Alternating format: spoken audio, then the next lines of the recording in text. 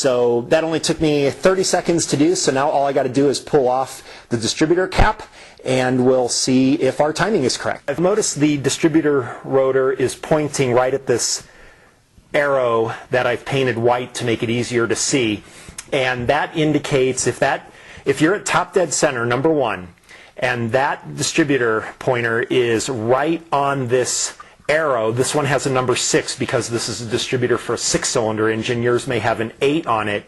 If those are lined up at top dead center compression stroke on number 1, your timing is good, because you cannot adjust the distributors on this model. Even though there is a distributor on this model here, you cannot rotate it to adjust the timing. The timing is not adjustable. So if these are not lining up perfectly, then you have jumped a tooth either on the cam and or the crankshaft. As unlikely as that is, it's more likely that the distributor wasn't installed right after some other repair or something. There is a ton of misinformation on installing a distributor on these vehicles, and I think what I'm going to do is maybe make another video on how to install a distributor properly on these vehicles, so that if that is your situation, you will be able to fix this correctly. That is not the case in this car. The timing is correct, so we are going to go after fuel for sure next. All right, at this point we're going to do some fuel pressure testing. Again, because the injection system in this car is not very easy to diagnose. Prior to digging in and spending about 45 minutes to remove the plenum, I want to do some quick tests to first verify that this problem is going to be with the injector system under the plenum. Wouldn't I feel stupid if it turns out that this is a wiring problem to the injector well outside of the injector system and I tore in there for nothing? So that's what I want to do. Again, always the easiest possibilities first and save the more troublesome and involved things for later. So the first thing I want to do is just do a little test on the fuel pressure here. One of the things that maybe could cause this, maybe there's an internal leak at injector number 5 in the system. So I'm going to hook up this fuel pressure gauge. I actually have it hooked up to the Schrader valve on the fuel line, and I'm just going to turn the car on. I'm not going to start it, and just see if it holds the pressure. And if it doesn't hold the pressure, I'm going to start thinking that this is good evidence. I really need to get in there and check for an internal fuel leak at that injector. So let's go ahead and turn on this fuel pump and see what we get.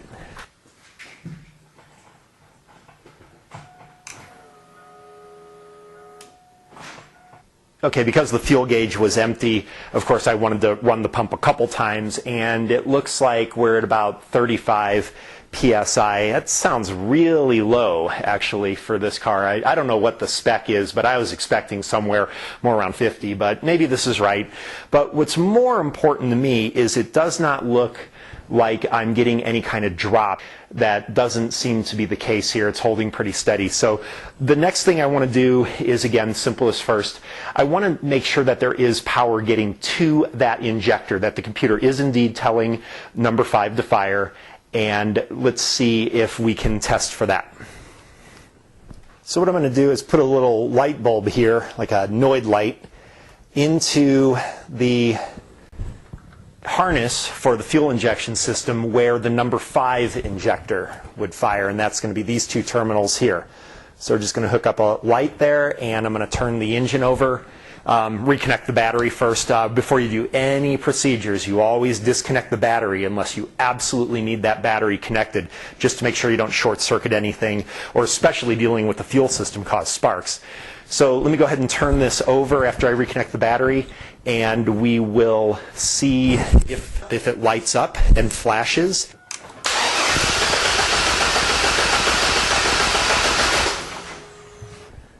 All right, so the light did flash, so that is 100% confirmation that we will need to dig in further and take this plenum off and examine the spider injector. So I'm going to go ahead and disconnect the battery, and we'll start getting to this.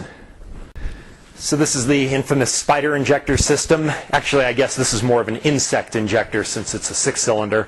But basically, this looks like an aftermarket system, actually, because I haven't seen one of these before, but from what I've researched on it, it's pretty clear that there's not these electrical connectors on the GM version of this. So I do believe this is an aftermarket one. And actually, it's going to make it easier to diagnose. But you just pull out the injectors from the intake, and then you'll need a pair of screwdrivers to pry the whole system up, and the whole system will come out just like a big spider. But actually, I just had an idea that I'm going to try to go ahead and verify that this is the number 5 injector here, that there's no fuel coming out of there. So I'm going to go ahead and try this idea real quick. So here's my brilliant master plan that I'm going to try. I've got this little tackle box thing that happens to have 6 separate sections in it, and I fed each of the poppets into one of the sections. And I'm going to go ahead and turn the engine over now that I've got this thing connected back up to fuel and power, and verify that there's no fuel from the number 5 injector, and that would be a pretty satisfactory indication. We already know that there's signal to the injector from the light test that we did earlier, so this would really cinch that we need to pull the spider injector and take a closer look at it. Now, I'm only going to turn the engine just a little bit over, but this is going to be an open fuel system, so I'm probably not going to film this. I want to get the lights and everything out of the way. I also want to make sure there's no possibility of sparks, so I'm going to disconnect any coil associated things and make sure that this is very painless. But again, there's only going to be like half a mil of fuel total from this test, so not too worried about it. But remember, it's the vapors, not the liquid, that causes fires here, so we want to get anything electrical out of the field of the vapors. So we'll go ahead and do this and see what happens. All right, so my little balance test didn't exactly give the result I was hoping for. It turns out, we'll see if you can see this, all of my 6 little containers in here have about the same amount of fuel in them. I'm not trying to do a total balance test. I was just expecting that number 5 would have no fuel, of course, and it does. So that's okay. Logic will still prevail. This is still a fuel problem. It's just an intermittent fuel problem. And here's how I know that. First of all, again, the customer did say that the vehicle was working fine on the way up here, so that indicates an intermittent. The other thing is looking back at the possible causes: fuel, spark, timing, compression. Compression is not going to be intermittent. We can rule that out. We know the timing is not going to be an intermittent problem. We've validated that the timing is good. So that leaves spark and fuel, both of which can indeed be intermittent. But I'm pretty confident that I've ruled out spark, but I am not confident I've ruled out fuel because I haven't really inspected that injector system yet. So I know that rational thought hasn't conclusively shown the result so far, but it will. This is going to show to be a fuel problem. I'm very confident of that. If it's not, then this video will probably never make it to YouTube.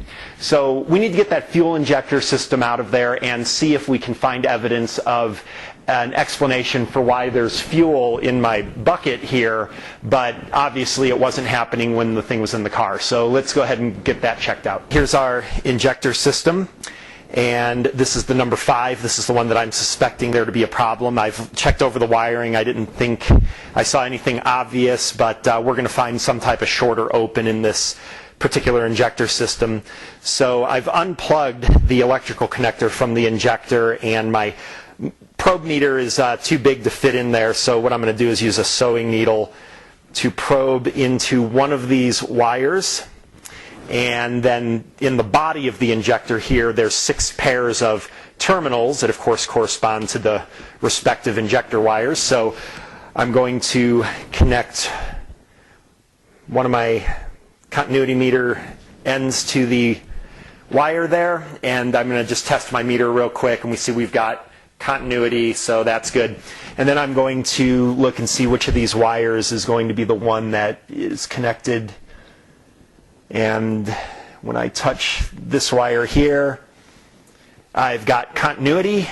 And when I touch the other terminal, well, I also have continuity. So this is great. This actually indicates a short circuit condition. So this is awesome. This solves the problem. And actually, I want to see if I can create an intermittent by maybe moving this injector around a little bit here. And let's try it now. Here's one terminal. See if you can see that. Am I in your way?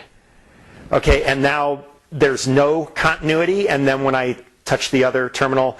There is continuity. So this is the correct reading that I should get, but I'm able to, let's get on that one without continuity. If I move this wire around a little bit, let's see if I can get it. There. I've got continuity again. So clearly there's a short circuit condition with this injector. And just to verify, I'm going to do this. I'm going to take this injector off of my known good poppet, feed in our probe. Just test real quick.